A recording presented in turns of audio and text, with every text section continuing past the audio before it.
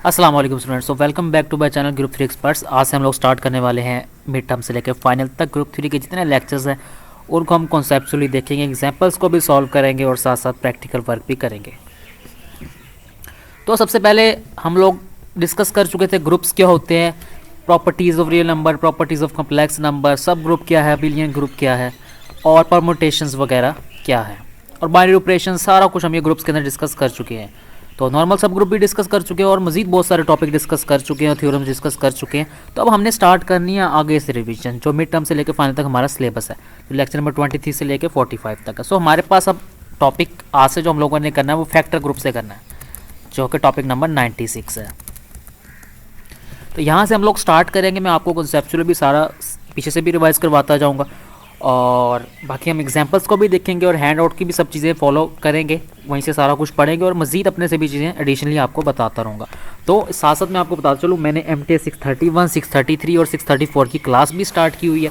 तो यहाँ पे हमने क्योंकि जल्दी से लेक्चर्स कंप्लीट करने हैं, तो हो सकता है सम टाइम हम कोई कॉन्सेप्ट जो प्रीवियस कॉन्सेप्ट हैं उनको रिवाइज़ ना कर पाएँ, तो इसलिए मैंने ग्रुप बना दिया। उसमें हर एक चीज़ हम कॉन्सेप्चुअली देखेंगे, बेसिक्स को देखेंगे, तो वह ज़्यादा हम कॉन्सेप्ट्स को ब्रॉडली देखेंगे, ब्रीफली देखेंगे। तो यहाँ थोड़ा शॉर्ट करा करेंगे वीडियो को, सम टाइम कॉन्सेप्ट्स पिछले रिवाइज करेंगे, सम टाइम नहीं करेंगे, आपको खुद से करने पड़ेंगे प्रीवियस वीडियोस देख के।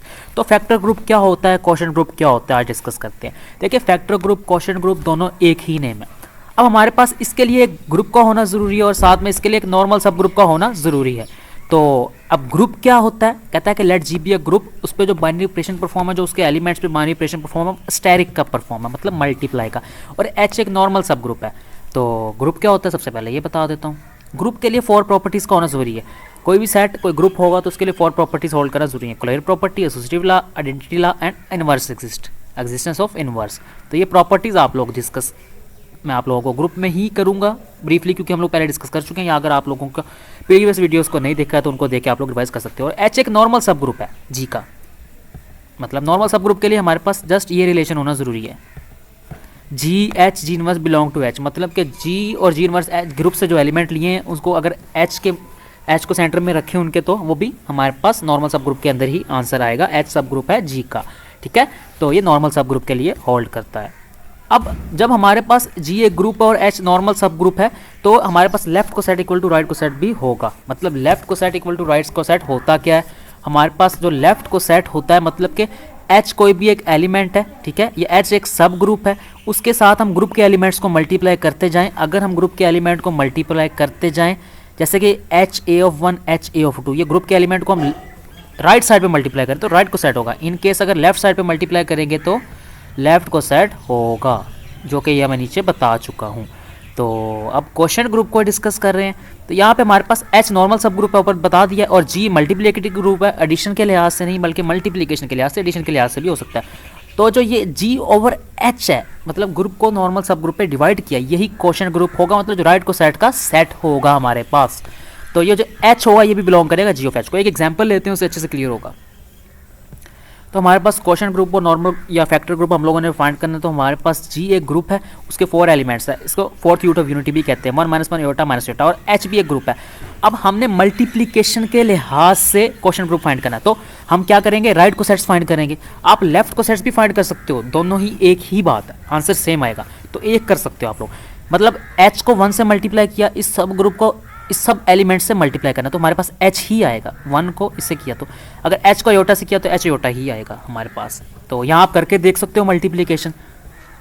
तो एच को माइनस एयोटा से किया, एच एयोटा ही आएगा। एच को -1 से किया तब भी एच आएगा। तो हमारे पास 2 को सेट्स आ गए ना, एच और एच एयोटा, 2 ही डिफरेंट हमारे पास को सेट्स आ गए। तो ये जो सेट होगा हमारे पास, जैसे कि ऊपर बता चुके हैं, यही हमारे पास क्वोशिएंट ग्रुप होगा या फैक्टर ग्रुप होगा। आई होप आपको क्लियर हो गया होगा अच्छे से, सिंपल सा है। तो अब होमोमॉर्फिज्म होता क्या है, मैं आप क्यों बता रहा हूँ होमोमॉर्फिज्म, ताकि आप लोगों को जब मैं हैंड आउट से भी रिवाइज करवाऊंगा सारा, और मैं इंपॉर्टेंट पॉइंट्स को आपको हाईलाइट करवा रहा हूँ, तो वो बहुत ज़रूरी इंपॉर्टेंट पॉइंट्स हैं, हैंड आउट से हाईलाइट करवाऊंगा, तो उससे आपकी बहुत सारी हेल्प होगी। तो होमोमॉर्फिज्म के लिए हमारे पास अगर 2 एलिमेंट्स है, ठीक है, अगर फंक्शन में इस तरह से लिखे तो उनको हम इस तरह से अलग करके लिख सकते हैं। तो यहाँ पे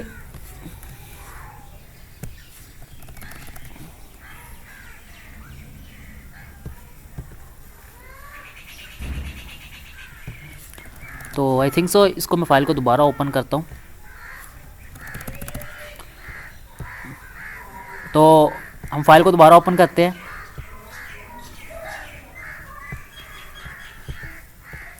तो मैपिंग्स वगैरह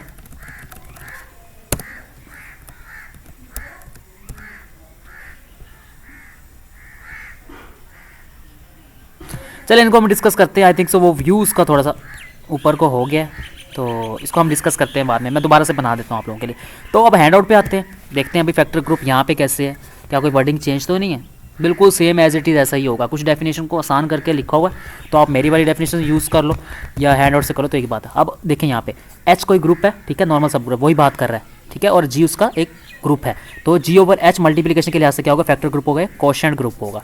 यहाँ पे मैंने ये बता दिया होमोमॉर्फिज्म के लिए प्रॉपर्टी लाइक करती है, और ये mod of G of H को इस तरह से भी लिख सकते हैं। तो ये 3 पॉइंट्स याद रखने, ये एमसीक्यूज में पूछ सकता है कि अगर मैपिंग है एफ से जी, एफ जी इंटू जी ओवर एच, मतलब कि जी एक ग्रुप है और जी ऑफ एच एक कोशेंट ग्रुप है, तो होमोमॉर्फिज्म कब होगी, जब वो, तो उसे हम कहेंगे क्लोनिकल होमोमॉर्फिज्म। तो होमोमॉर्फिज्म क्या होता है डिस्कस करते हैं, और ये फैक्टर ग्रुप की डेफिनेशन भी वही सेम एज इट इज़ है।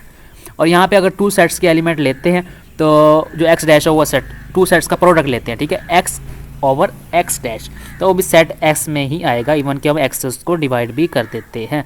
या अगर हम एक्स और एक्स डैश लेते हैं, 2 सेट्स के एलिमेंट एक्स डैश होगा वैसे एस सेट से होगा, और एस भी होगा, एक्स जो होगा वो भी एस सेट से होगा, ठीक है। मतलब एक्स लिया एक एलिमेंट और एक्स डैश लिया, ठीक है, जो एक्स होगा एस से बिलोंग करेगा और जो एक्स डैश है वो भी एस से बिलोंग करेगा। तो ये पॉइंट्स इंपॉर्टेंट है तीनों, ये एमसीक्यूज में ज़रूर पूछ सकता है आपसे। अब आगे थोड़ा सा बताता हूँ, ये मैपिंग है, ठीक है, तो ये जी ऑफ एच है वही मैपिंग है जो मैंने उधर बनाई है। मैं आप लोगों को थोड़ा आसान करके मैपिंग को बताता हूँ, तो थोड़ा आपको कन्फ्यूजन ना हो। बाकी ये हम लोग देखते हैं, ये सारे कोसेट्स लिखे हैं, मतलब उसने कुछ एलिमेंट्स लिए, इन दोनों को मल्टीप्लाई करके इस फॉर्म के इक्वल लिख दिया है, इन दोनों को मल्टीप्लाई करके इस फॉर्म के इक्वल लिख दिया, वही सारा वो बता रहा है। और ये कहता है आइसोमॉर्फिक है Z2 के, तो वही चीज़ें ये बता रहा है सारी। और बस ये कैनोनिकल होमोमॉर्फिज्म है, उसने वो मैंने सिंपल सी आपको एग्जांपल दी, उसने ये इस जनरल एग्जांपल में रो म्यू की फॉर्म में लिया। अब होमोमॉर्फिज्म क्या होता है डिस्कस कर लेते हैं। मैं यहाँ पे 2 सेट्स बनाता हूँ जल्दी से। तो यहाँ पे हमारे पास एक एलिमेंट ऐड करते हैं x1 और एक x2 और एक x1 डॉट x2। तो इनकी जो इमेजेस होंगी ना, इमेजेस होंगी वो किस तरह से होंगी ये डिस्कस करते हैं।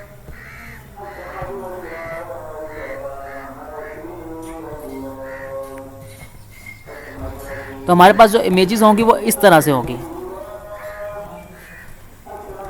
f ऑफ x1, ठीक है, f ऑफ x2 और f of x1 dot x2। Homomorphism में यही कहा था ना, x1 की image f of x1, x2 की इमेज f ऑफ x2 और x1 x2 की image f of x1 x2। Homomorphism में हमने यही कहा है।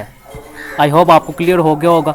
सो यही था फैक्टर ग्रुप के हवाले से। फैक्टर ग्रुप क्या होता है, हमने राइट को सेट लेफ्ट को सेट देखे, नॉर्मल सब ग्रुप देखा है, ग्रुप देखा है, और ये हैंड आउट से भी रिवाइज कर लिया इसको।